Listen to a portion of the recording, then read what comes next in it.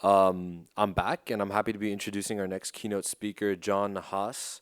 John is the Senior Vice President of Business Development at Ava Labs, the team behind the Avalanche blockchain and ecosystem. Ava Labs' top tier BD team is known for some of the best institutional partnerships in the blockchain industry. John is also a double USC alumnus. His keynote talk will be about the Web3 world according to Avalanche. Please welcome John Nahas.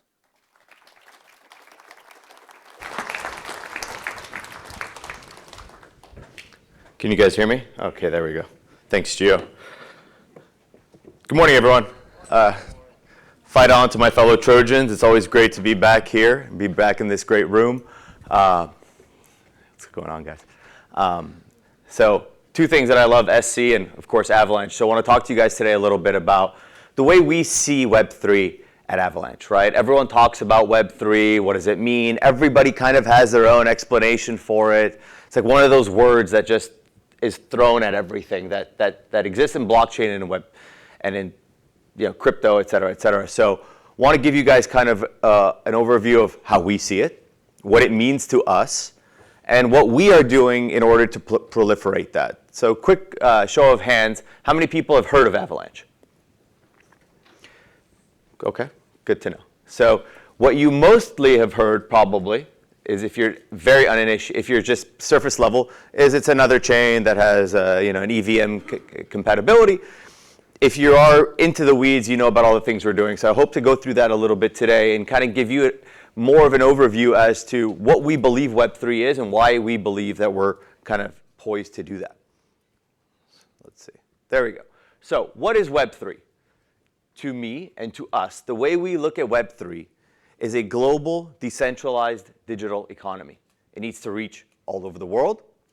It needs to be decentralized. And it's a digital economy, right? So just like Web 2 or the internet was the information age, it allowed for the free flow of information. What blockchains and crypto and Web 3 really should be doing, and the goal here, is for the free flow of value between any 2 points. Person to person, business to business, whatever it may be. And what is value, right? Value traditionally is money. But anything that's digitized in a digital economy can hold value. Your time can hold value. Your personal data can hold value. Something that you own, a real world asset, which is a terrible name for something because that implies that things on chain are not real. But meme coins could be our value. There's value to attention. There's so many things that if you put a wrapper around it, you digitize it, you tokenize it, you can ascribe value to it. And when you have something of value, you can trade it, exchange it, and sell it for something else that has value. So that's the way we kind of look at it. And by connecting all these different things, whether you're an artist, a builder, a developer, a company, you should be able to interact with somebody else without somebody in the middle telling you that you can or can't, or putting restrictions upon you and collecting a fee. But before we kind of fix what's going on or talk about how to get there, we need to talk about the things that are wrong currently with Web3. So first of all, it's a high barrier of entry. For those in this room, you're familiar with crypto. You know the language, you know the lingo. But I would say that we are actually having an elitist problem in Web3. We like our difficult words and our lingo and our jargon and our seed phrases and all these other things so that we can then tell people, oh, you don't know what a seed phrase is? Oh, you don't have a non-custodial wallet? Oh, you don't use MetaMask? Like, you're not going to onboard millions, or if not tens of millions, if not billions of people unless you make it as easy, if not easier, than what exists today, right? Like, the studies show this. We like to think that crypto is this global thing. Well, crypto is a global thing because the news talks about it, right? And you hear about it on the internet. But in reality, there's only a couple million people on chain and only a couple 100,000 people actively on chain every day. It's the same people that just go around in circles, and you get maxis that fight about where to be doing something, and it's really irrelevant. You got to put that stuff in the background. Second, it's unreliable. This tech is still new, right? People hear about it, but you have chains going down, you have chains reorging, you have bridge issues, you have hacks, you have all these things that to the average person they don't want to hear about, they don't want to deal with. And it's kind of a turnoff to most people. And the final thing is that it's siloed. You have some chains that are NFT specific. You have some chains that are institutional. You have some that do enterprise. You have some that do NFTs. No one's going to use 10 different things for 10 different use cases. You need to build something that opens up the transfer value across the board. What do we need in order to reach this goal of a global decentralized digital economy? Well, the way we look at this is very simple. Three things. Wallets. These are users, people. People on chain, people doing transactions, people doing things, right? Those people need assets to interact with. So, okay, we got NFTs, we got meme coins. We are now seeing tokenized real-world assets or on-chain assets. You're starting to see the institutional guys get into the space and provide things. So you need more assets. Like I said, right, the value, whether it's time or data or privacy or whatever it is that you can digitize and trade in this new economy. And of course, you need the applications for the users to transact these assets on. You need new applications, new different things. We've seen the rise of AMMs and all these different borrow-lend protocols and everything that started in DeFi, and that's great. We need to expand that. And these are kind of the ways we look at it. If you're familiar with Avalanche, or at least with the Ava Labs business development team that I oversee, this is the way we've built the team. And it starts on the very left with the most traditional incumbents. This is institutional and capital markets. Gio mentioned that we've been very strong here recently. That's the recent narrative. But you can't be strong in one thing. You need to be strong in everything, or at least be competitive in everything in order to allow for that transfer of value. So on the institutional capital market side, we've worked with JP Morgan, with Citi, with Wellington, with T. Rowe, with top financial players to build use cases on Avalanche and work within the Avalanche ecosystem. On enterprise, same thing. Enterprise, I define as an existing business or a Fortune 500 getting into Web3. Whether it's Lemonade Insurance, doing parametric insurance on chain, SK Planet in Korea doing loyalty and rewards. This is payments, this is DPIN, this is all the things that could be kind of bringing people on chain. Exchanges and wallets are the entry point for most people into this world, right? This is your Coinbases, your Binances, your MetaMasks, your whatever non-custodial wallets that you need, but this is the distribution point. Gaming, something else we're very strong. I was at GDC yesterday up in San Francisco. We're bringing tons of games on chain. Traditionally, gaming, when it first arrived on scene, was a token masquerading as a game with play to earn. It wasn't a game. It was a token called a game. When you played something around with the token, you made some money, you called it a game. This is real gaming, right? This is Nexon and Maple bringing their MapleStory universe onto Avalanche. This is Gunzilla and Shrapnel, AAA shooter games that are doing all of their in-game assets in the background. Gamers care about one thing, the game. If your game is about the blockchain, it's not about the game. The blockchain enables the transfer of value that's previously been stopped or restricted behind the scenes. Of course, NFTs, we call this kind of arts and culture, right? This is PFPs, meme coins, but also what NFTs could be. Your college diploma here one day should be an NFT, right? You apply for a job, they want to prove that you've actually graduated from USC or that your grades were good or whatever it may be. You don't have to come here. I think the office is actually right outside here and get a certified copy in an envelope and you got a FedEx. We're in 1920, right? You should be able to have an NFT or an NTT, a non-transferable token that you own that is tied to your persona that you can share as a credential, right? Whether it's your home deed, whether it's your diploma, whether it's your medical records, these things should be tied to you in a digital fashion and be able to be transferred or shown to the parties that are needed. And then, of course, finally, DeFi, decentralized finance. This is the innovation hub, right, for crypto natives. Nothing you see today from BlackRock, JP Morgan, Citibank, all these big names getting into crypto would be if it was not for what's going on in DeFi, right? The people in these organizations do not change their business model unless they need to change it, unless they see innovation or a threat. And that threat and innovation comes from what's been done by some really amazing DeFi protocols to date. So we're really proud of the DeFi that we have on Avalanche, of course. And that's just the beginning, right? We still don't have a killer app in crypto that has 5, 10, 50 million users. We haven't proven that out yet. Everything has just been some iteration of something that currently exists. But I'm excited to see where this goes. Maybe it's DPIN, maybe it's something else that pops up. So what the future needs to kind of take things into account, right? And we need to look at the ways in which we're going to create this global digital decentralized economy. And it needs to have certain tenets that are foundational to that premise. First, it needs to be faster, right? If it's going to take you tens of minutes, if not hours, to send money, you might as well use ACH. You might as well use your bank. You might as well use Venmo, right? You need a digital economy that is as fast, if not faster, than what currently exists. It needs to be inexpensive. And I purposely am not using the word cheap here. People always say fast and cheap chains. Well, things that are cheap have a connotation. They're cheap. When things are cheap, they're not always the best. They break, they have issues, they have downtime. It needs to be as inexpensive, if not more inexpensive than what currently exists, right? Sending somebody $50 of USDC on ETH costing more than a wire, you might as well use a wire. That's not going to help you. So layer 2s need to come in, other chains come in. So we need it to be as inexpensive, if not more inexpensive than what currently exists. And it has to be usable. So I mentioned issues that we're having as an industry trying to figure these things out. Nobody's going to give up the world that they know and that they're comfortable with for a world they don't know and is foreign to them if it's not as easy if not, to use than what currently exists. And it has to be decentralized. This is something we take for granted. Decentralization is the perfect thing that you take for granted and that you don't need until it's too late. And you realize, oh, we wish we had that.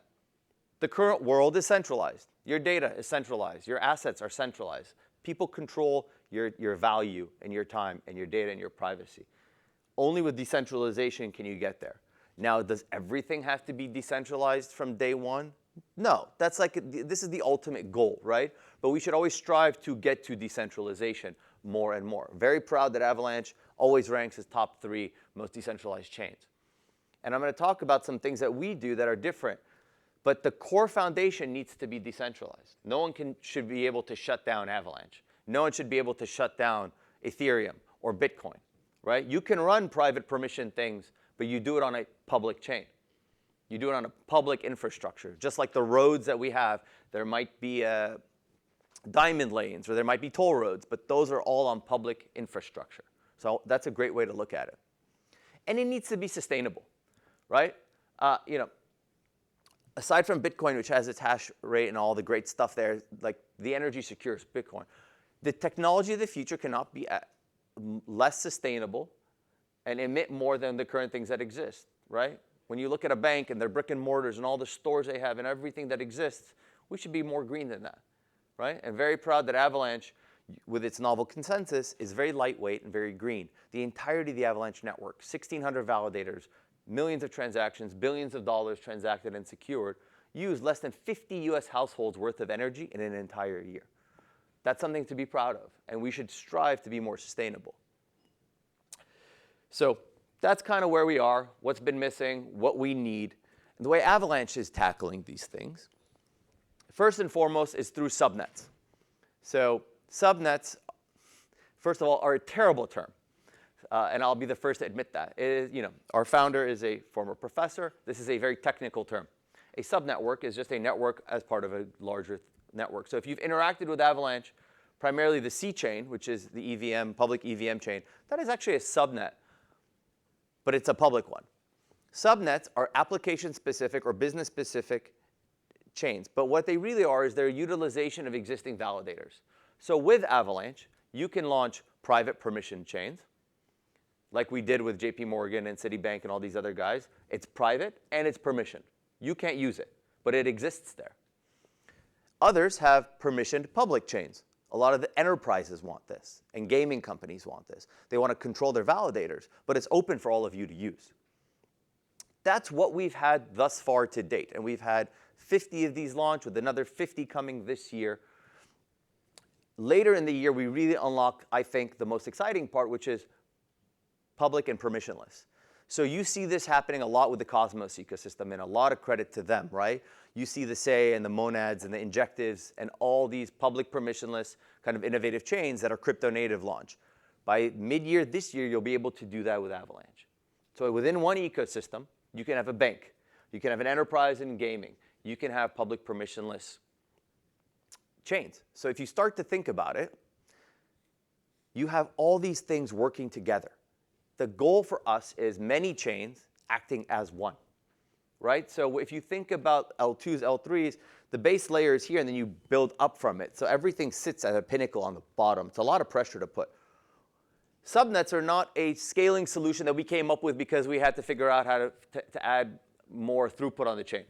Subnets were foundational to the Avalanche white paper 5 years ago. So we've been building towards many chains under one umbrella. So if you really think about it, Avalanche is a layer 0 where you can launch your own blockchain. And the crawl moment we had is when we went live with the C chain, the public EVM chain. Our walk moment is when we launched subnets. And now we will when we launch public permissionless subnets. And our run moment is coming now. Oh, there's a slide missing. So the run moment is interoperability. Interoperability comes to Avalanche with something we call warp messaging and teleporter. This just started going live on mainnet last week and is going to continually expand. So now you connect all these different chains. You allow for that value to transfer. So if you have a Wells Fargo chain and a JP Morgan chain, they don't have to talk to anybody else, or they can just talk to each other. But let's say you have a business and you want to run payments. Well, if that banking chain enables you to do it, you can do payments through it. Or if there's a USDC chain where there's only stable coins being used, you can tap into that chain to pull liquidity and make payments.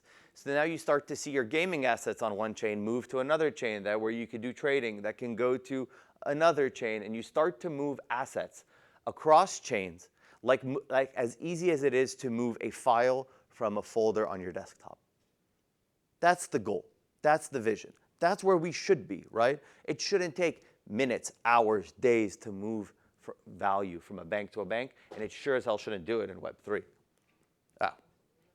So we do this with better products.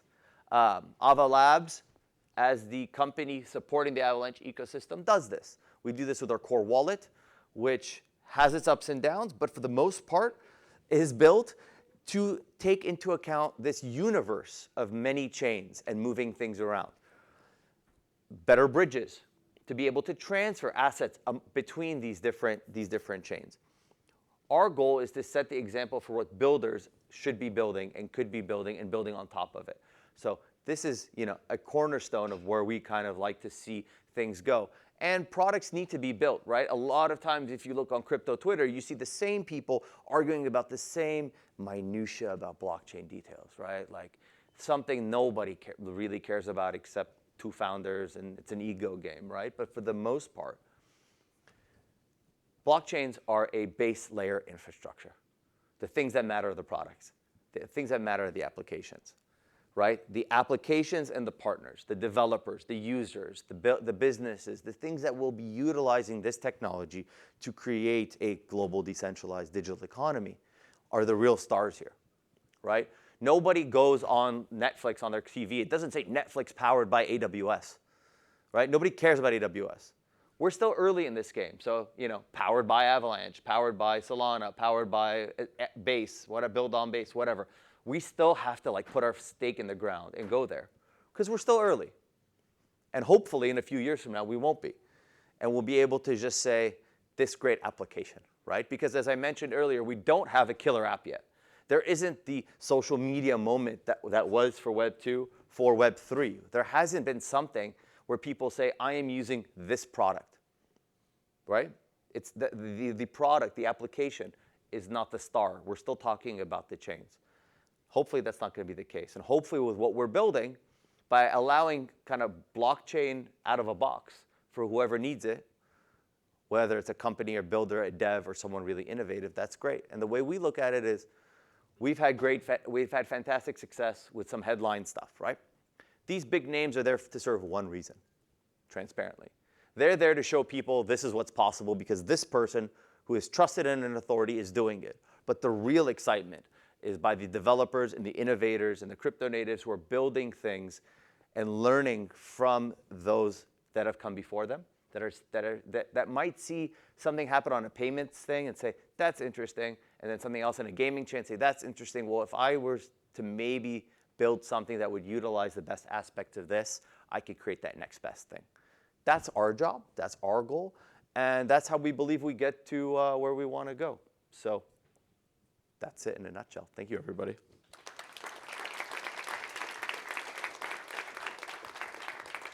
We got time for questions. We'd love to.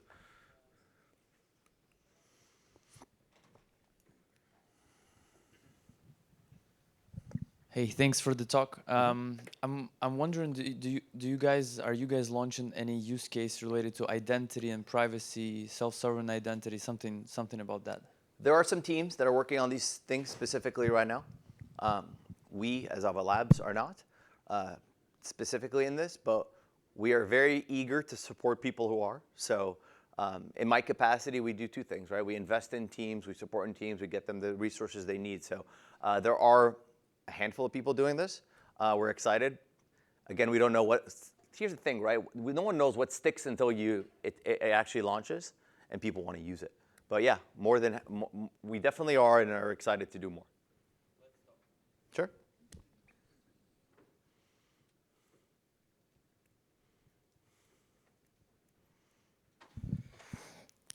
Thank you for that awesome talk. Learned a lot.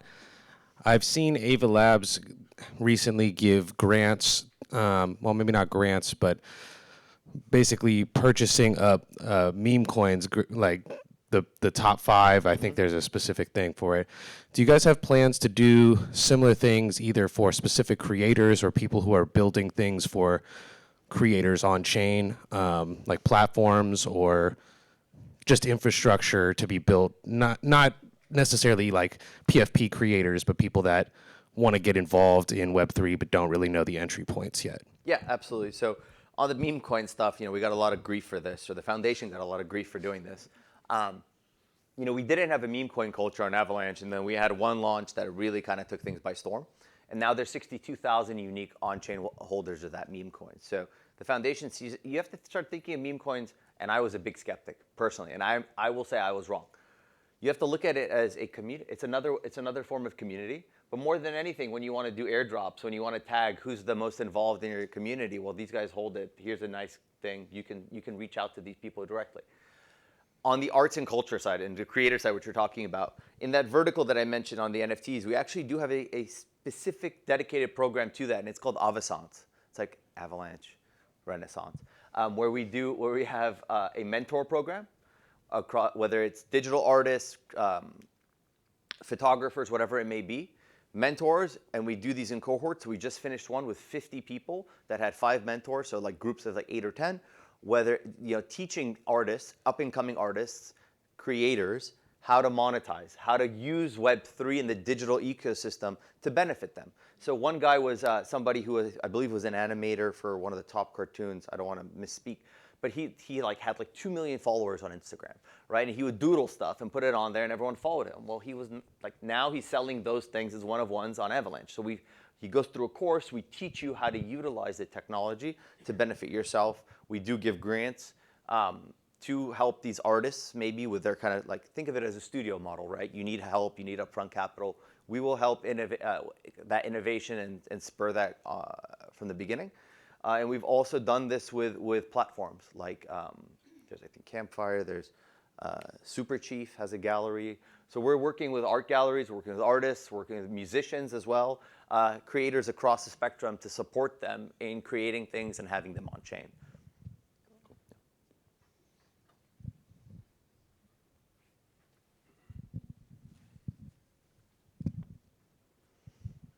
Hi, thank you so much for speaking today in your presentation. Just out of curiosity, what did your company and either you specifically learn after the fall of FTX?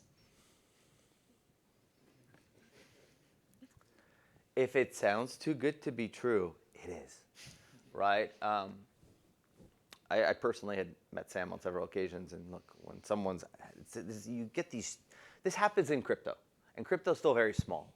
But I think it's an anecdote for just the general world. If there's this whole shtick going on, right? If there's this whole front, there must be something behind it, right? The whole vegan who wears cargo shorts and t-shirts and doesn't know how to tie his shoelaces. It's so contrived in hindsight, right? We weren't that close with them, frankly, thankfully. He had bet on another ecosystem very heavily. So we saw that as kind of being a bias. So we purposely didn't engage too much. But this happens in crypto. And it doesn't just happen with FTX or with an Alameda or with an SBF. It happens most recently with in the Solana ecosystem, pre-seed, pre-sale, like send me a bunch of your money. You don't know who I am, but send me your money, and I promise I'll make you more. And we had someone do it on Avalanche, and these kind of grifters throughout history, wherever it is, whether it's in the town square or on the internet or now in Web3, always seek to take advantage of people with the hopes of big dreams. Nothing ever happens without putting the time, effort, and work behind it. So if it sounds too good to be true, it usually is. Thank you. Yeah.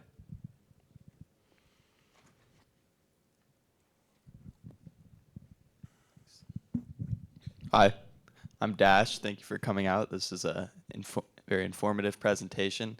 You mentioned that Web3 hasn't really had like its aha moment that brought like an extreme amount of users. What would you say was like Web2's aha moment or application that where everyone kind of realized like, oh, this is the next big thing? I'd say two things for Web 2. The initial days, or maybe even it was Web 1, I don't know. But email. I'm old enough to remember AOL. I had an AOL account because you had email. When I graduated high school, I had like a personal email that I barely used. I didn't really start using email on a day-to-day basis until I was a freshman here. And I came here and I was given a USC email. I was like, oh, so cool, like I have my name on this. Before it was like usernames and stuff, right? Email, transfer of communication. And then what put that on its head was social media, right? Social media was really the thing that connected billions of people, right? Whether it's used for good or bad, there's both sides of that. I think that's where we need to be able to send assets in Web3 like you can send and receive emails. And then from that, turn it into something else that is much more interesting and much more unique, right? We have a long way to go. We're not there yet. And it's a kind of a difficult situation because if the internet had the internet to promote itself, how quickly would that have happened, right? Crypto has the internet and everything is seen. From meme coins to boom and bust to hacks, you hear about everything, the good, the bad, and the ugly. You always hear about the ugly and the bad, just like with the news, a lot more than you do about the good, right? There are good things being built right now. I think we still have a ways to go. But yeah, so if we're going to try and, if we were to copy, which I don't want us to do, it would be email and social media. What those equivalents are going to be for us, I don't know yet. Yeah.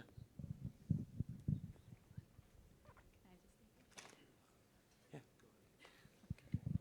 One more. Last one, thanks. Sally, I was curious if you could go more in depth onto like transfer of assets chain to chain, or just how to make that faster. And I guess it could be technically like a back end question, but.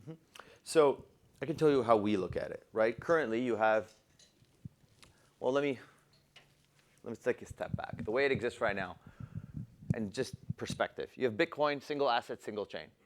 You have Ethereum, single asset, single chain, multi-asset, with its L2s. Solana is in that same world. Avalanche is multi-chain, multi-asset. Cosmos is kind of like this too. We're very, like, we give them a lot of credit in their work. But unless you connect all these things, it really doesn't work. So if you think about Avalanche, the C chain is what people are familiar with, but really the magic is the P chain, which is where validation and delegation occurs. That's like a library of all the validators and delegators. Now, if you're a validator and delegator on Avalanche, you validate and delegate the main chain, right? But you can also do a subnet, okay? So a subnet is just a subnetwork of validators with its own chain.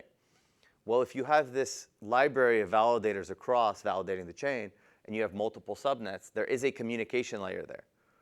Now we're going to be instilling something new that allows you to validate a subnet without having to validate the main chain. Because if you're a bank, if you're an institution, you do not want to be validating the main chain where you don't know what's going on in crypto, things are happening in KYC, AML. That's why we saw the rise of enterprise chains a few years ago, and they failed to get traction because they live in a vacuum. You might as well just use an existing database. You don't need a blockchain if it's not connected to anything. But what we're seeing now, and so the way we solve for it is every chain has its BLS keys sent to the P chain, and there's a store of all those BLS keys. And then you can send messages and send assets through messaging within the ecosystem, right?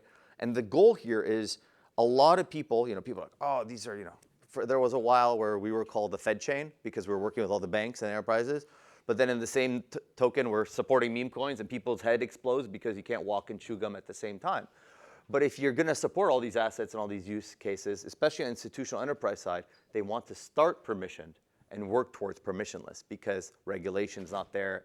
We don't know what compliance looks like. So we provide that chance. Similarly, if you're a builder, you can launch your application on the C chain. And if you hit a critical mass and you want to manage your own gas and your own token and have everything, you launch your own chain. Avalanche is not an EVM chain. It's every subnet can have its own gas token, can run its own virtual machine, can do whatever it wants. So we can progress and grow, and the network will as well. So it's kind of the way we look at it. All right. Good. Thanks, everyone.